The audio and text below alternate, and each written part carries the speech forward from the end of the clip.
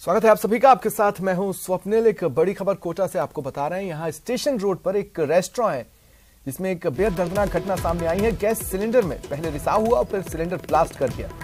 इलाके में हड़कंप मचा। लोहे के चद्दर, फर्नीचर, शटर समेत कई सामान उछलकर सड़क पर आ गिरे।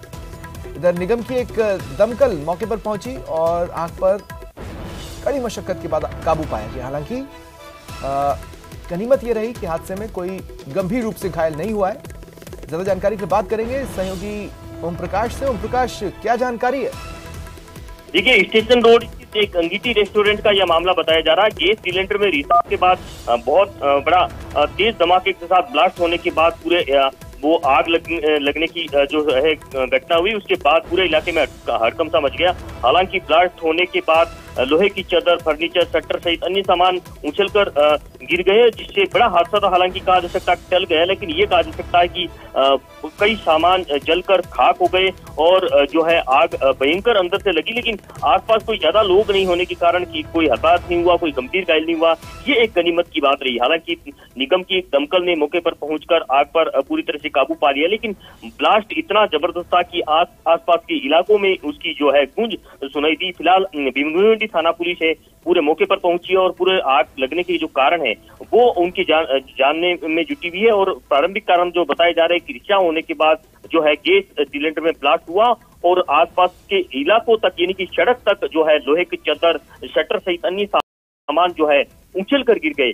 गनीमत रही कि पास में होटल थी, आइसक्रीम की दुकान थी, कई और थे, वहाँ कुछ लोगों का जमावड़ा था, वहाँ उन लोगों को नहीं लगी। ये एक अच्छी और सुखद खबर कहा जा सकता है। लेकिन ये कहा जा सकता है कि ये आग सिलेंडर ब्लास्ट मामले के बाद जगह जगह के जिला प्रशासन ने लोगों को इस बारे में जागरूक करने की कोशिश की थी कि अगर सिलेंडर से रिसाव होता है तो क्या करना है, आग लगती है तो क्या करना है। इस पूरे घटनाक्रम को आपसे सुनने के बाद ऐसा महसूस होता है कि अभी भी जागरूकता की कमी है। इनिशियल लेवल पर लोग इन कंडीशन से फाइट कर नहीं पाते। जी, आप बिल्कुल सही कह रहे हैं, क्योंकि मेन रोड के पास ये जो है रेस्टोरेंट की क्या कमी रही, क्योंकि लापरवाही तो कहीं कहीं रही, इसके कारण इतना बड़ा हादसा हुआ। और यही चादर यदि रोड पे किसी लोगों पे गिर जाते तो और भी बहुत बड़ा हादसा हो सकता था। पास में हालांकि मौके के बाद जितनी भीड़ लगी थी उससे पहले भी कई लोगों की भीड़ थी, आवागमन था, व्यस्तम सड़क कही जा सकती है, सड़क के आसपास दुकानें कही जा सकती है। लेकिन ये गनीमत रही और राहत की खबर यह है कि फिलहाल इसमें कोई गंभीर घायल नहीं हुआ। और शुक्रिया तमाम जानकारी के लिए। और एक बड़ी खबर सुनिए, जुनैद और नासिर की मौत मामले में यह बड़ा अपडेट है। हरियाणा के नगीना थाने में राजस्थान पुलिस के खिलाफ केस दर्ज हुआ है।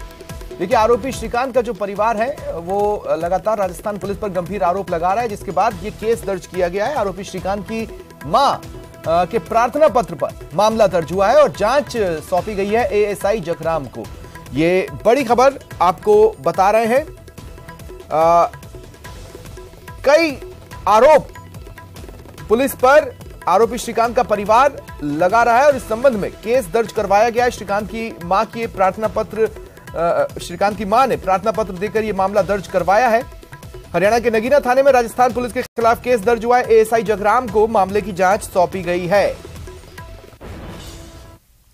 अपराधियों पर नकेल कसने के लिए राजस्थान पुलिस मुख्यालय पर police inter state coordination meeting का आयोजन हुआ। 5 राज्यों के पुलिस अधिकारी शामिल हुए।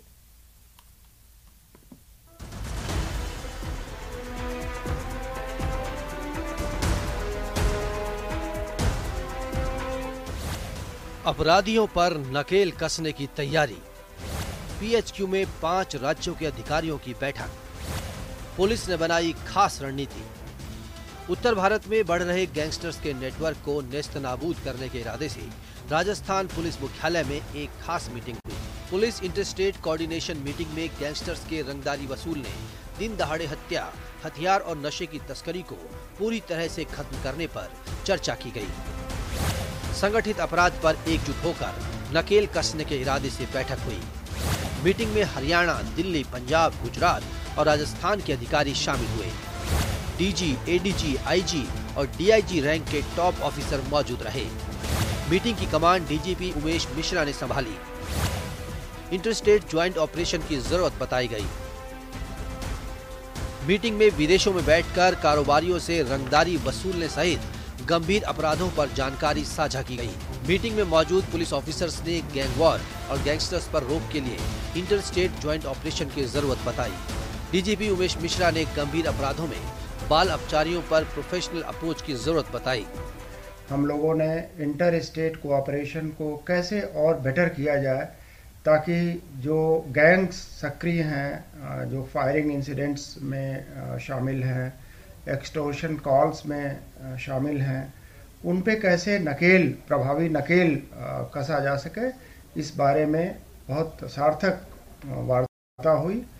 और मुख्य रूप से इंटेलिजेंस शेयरिंग, क्रिमिनल डेटा का संधारण, रियल टाइम में सूचना का आदान प्रदान और आवश्यकता पड़ने पे ज्वाइंट ऑपरेशन, इन सब पे बातें हुई। लगातार हो रही कार्रवाई और अब पुलिस इंटरस्टेट कोऑर्डिनेशन मीटिंग के बाद गैंगस्टर्स और उनके गुर्गों में क्या मैसेज जाएगा, इसका असर आने वाले दिनों में दिखेगा। न्यूज 18 राजस्थान के लिए जयपुर से विष्णु शर्मा की रिपोर्ट।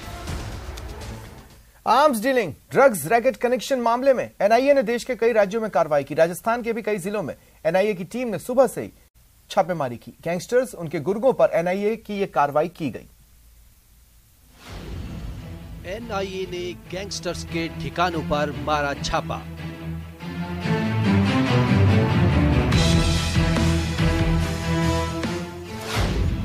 आर्म्स डीलिंग और ड्रग्स रैकेट कनेक्शन मामले में कार्रवाई।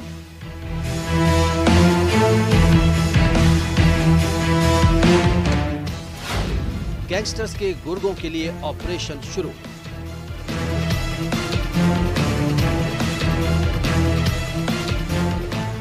एनआईए ने 8 राज्यों में 70 से ज्यादा जगहों पर गैंगस्टर्स के ठिकानों पर छापे मारे। राजस्थान में भी लॉरेंस बिश्नोई, रोहित गोदारा, नीरज बवाना और उसके करीबियों के ठिकानों पर ये छापेमारी हुई।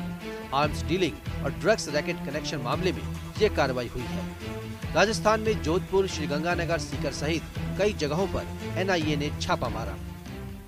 गैंगस्टर लॉरेंस बिश्नोई, कुलविंदर और रोहित गोदारा समेत कई गैंगस्टरों की कमर तोड़ने के लिए केंद्रीय जांच एजेंसी एनआईए की ओर से आज राजस्थान के कई जिलों के अंदर रेड की जा रही है। लॉरेंस बिश्नोई के गुर्गों के ठिकानों पर आज एनआईए की स्पेशल टीम अल सुबह से ही रेड की कार्रवाई को अंजाम दे रही है।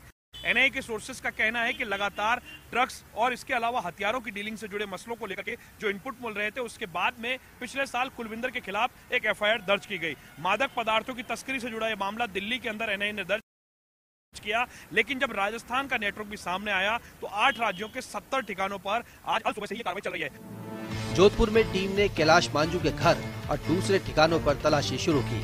कुछ दिन पहले कैलाश मांझू के भाई राकेश मांझू पर लॉरेंस के गुर्गों ने फायरिंग की थी। अंदाजा लगाया जा रहा है कि बदला लेने के लिए कैलाश मांझू ने हथियारों की खरीद की होगी। जोधपुर के बालेसर क्षेत्र में एनआईए की टीम अल सुबह छापेमारी करने पहुंची, जहां कैलाश मांझू के निवास पर एनआईए की टीम ने सर्च किया। इसके साथ ही जोधपुर के वितरांग सिटी में भी एनआईए की टीम कैलाश मांझू का घर खंगाल रही है। गौरतलब है कि जोधपुर में कुछ दिन पूर्व ही उमेश सिंह ने चौका गांव के सरपंच की हत्या का प्लान बनाया था और दुर्गम पहाड़ियों में छुपा था। और यह उमेश सिंह वही व्यक्ति है जिसने जयपुर के जी क्लब फायरिंग में शार्प शूटर की मदद करने, उनके ठहरने, उनको आर्थिक मदद मुहैया कराने का काम किया था। और इसके अलावा कैलाश मांझू के भाई राकेश मांझू पर भी कुछ समय पूर्व लॉरेंस से जुड़े संगठन ने हमला किया था।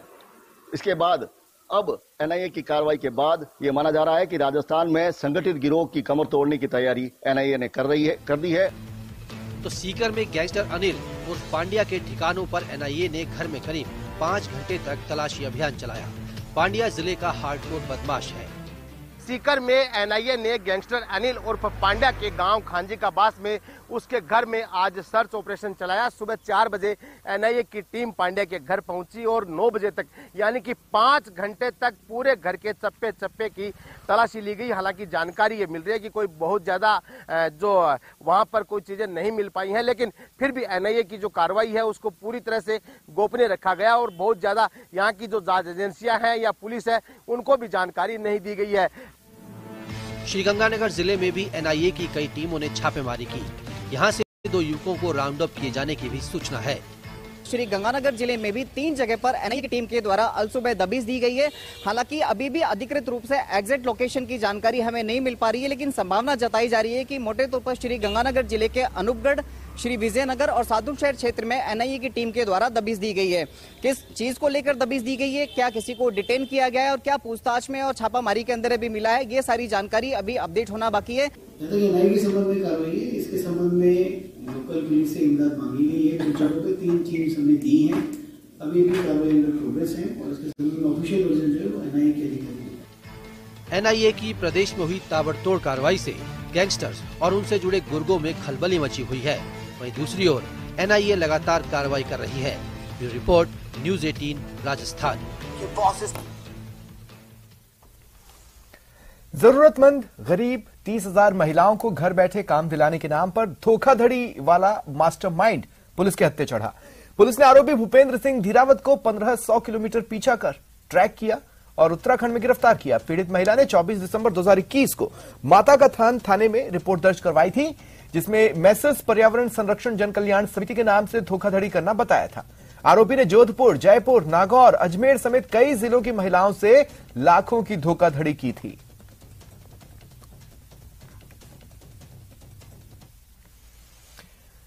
गुवाहाटी में कल गुलाबचंद कटारिया असम के राज्यपाल पद की शपथ लेंगे। एयरपोर्ट पर असम के मुख्यमंत्री हेमंत बिस्वा शर्मा, पुलिस महानिदेशक, मुख्य सचिव और राजभवन के अधिकारियों ने गुलाबचंद कटारिया की अगवानी की। कटारिया के स्वागत में प्रवासी राजस्थानी भी बड़ी संख्या में गुवाहाटी एयरपोर्ट पहुंचे। कटारिया कल सुबह राजभवन में असम में राज्यपाल पद की शपथ लेंगे। गुवाहाटी हाईकोर्ट के मुख्य न्यायाधीश कटारिया को शपथ ग्रहण करवाएंगे।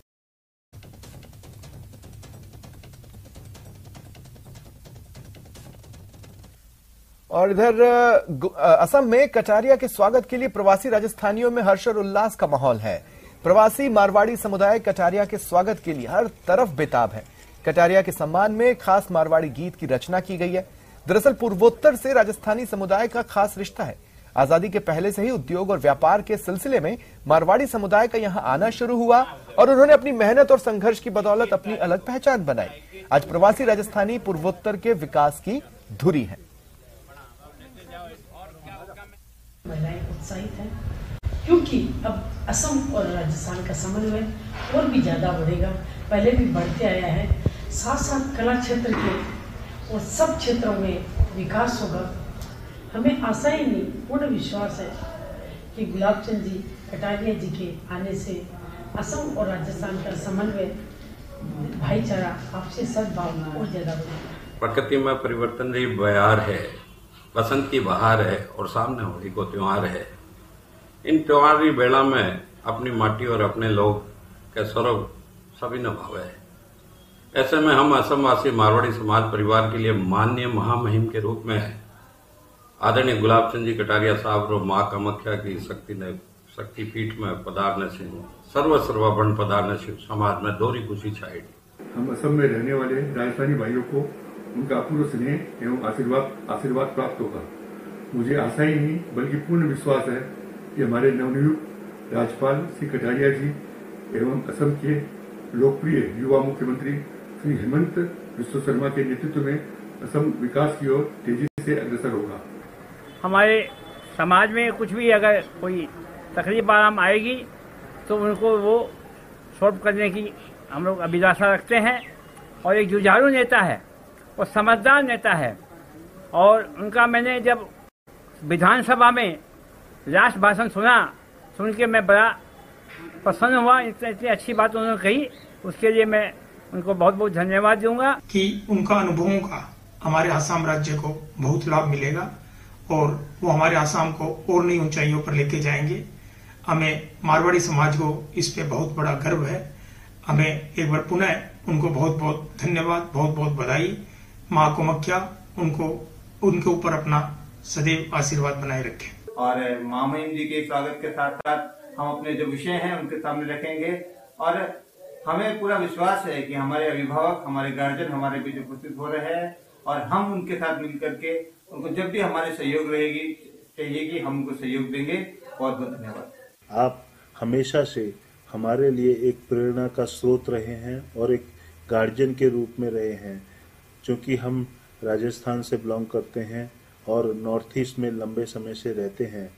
आपका आसाम में आगमन एक राज्यपाल के रूप में एक सुखद अनुभूति है। गुलाब जी कटारिया कदावर नेता है, उनको मान सम्मान मिला है और उसके कारण से राजस्थान के प्रवासी राजस्थानी जो बड़ी संख्या में वहाँ गुवाहाटी और उस पूर्वोत्तर राज्यों में रहते हैं उनको एक संपर्क भी मिलेगा और उनका अपना आदमी जब संसदीय प्रमुख के तौर पर किसी राज्य में रहता है तो अभिमान भी होता है। स्वाभाविक तौर पर, क्योंकि एक बड़ी कम्युनिटी राजस्थान के प्रवासियों की है जो बहुत लंबे अरसे से वहाँ आसाम में सेवाएं देते हैं, आसाम के हर हिस्से में, उनको खुशी है ही, लेकिन एक अच्छे संरक्षक की तरह वहाँ पर आपके जाने से निश्चित रूप से उनको लाभ भी मिलेगा और जिस तरीके का ये पद है उसको कटारिया जी और ज्यादा महिमा के साथ उसको गरिमा प्रदान करेंगे। जश्न गुवाहाटी में है तो खुशियां उदयपुर और जयपुर में भी कम नहीं है।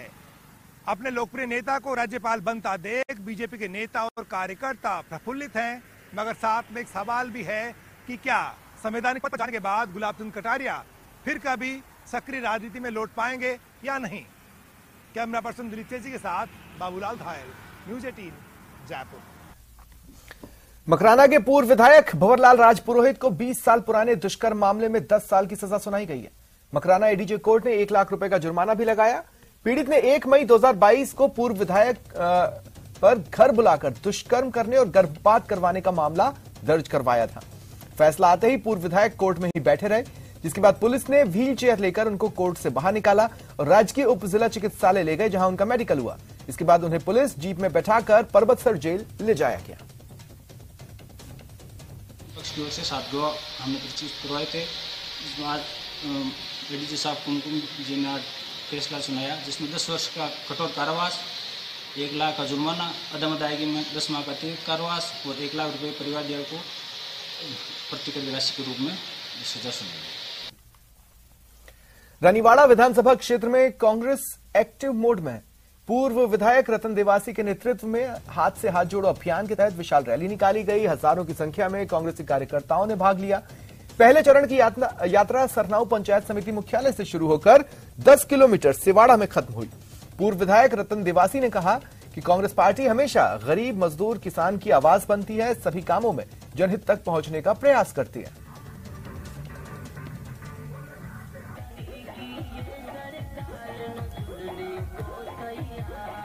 ने संदेश कि भारत जोड़ो का मतलब ये कि पुनः जिस तरीके से हम रहते थे, मजबूती, सारे जाति धर्म बिरादी 36 कौम, सारे धार्मिक जातियां सब एक होके रहे, वो संदेश था। उस संदेश को आज हम लोगों ने हाथ से हाथ जोड़ो अभियान के तहत भारत जोड़ो यात्रा का राहुल जी का जो संदेश है और जो बातें मैं आपको बता रहा हूँ, वही बातें जो है वो बूथ लेवल तक भी लेके जा रहे हैं। और उसी में आज प्रथम चरण की हमारी जो यात्रा है, इसमें 3 चरण हमारे होंगे। आज प्रथम चरण की यात्रा आपने देखा कि कितने भारी तादाद में जो लोग आए, उत्साहित लोग उनके साथ में। विधानसभा चुनाव से पहले कांग्रेस पूरी तरीके से अब एक्शन मोड में दिखाई दे रही है।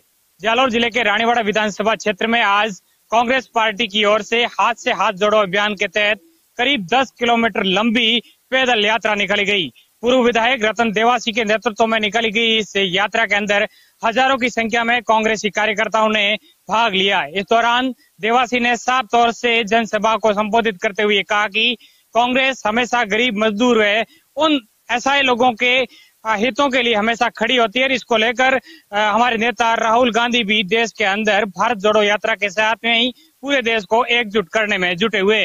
इस यात्रा के अंदर हजारों की संख्या में पहुंचे कांग्रेसी कार्यकर्ताओं ने देशभक्ति नारों के साथ में विशाल रूप से इस जो है यात्रा में शामिल होकर के जो है संदेश देने का प्रयास किया। यानी कि विधानसभा चुनाव से एन पहले इस तरीके की यात्राओं के साथ में ही कांग्रेस पार्टी आने वाले चुनाव की रणनीति में भी जुटी हुई है। कांग्रेस पूरी तरीके से एक्टिव मोड में दिखाई दे रही है। श्याम बिश्नोई, न्यूज़ 18 जालौर।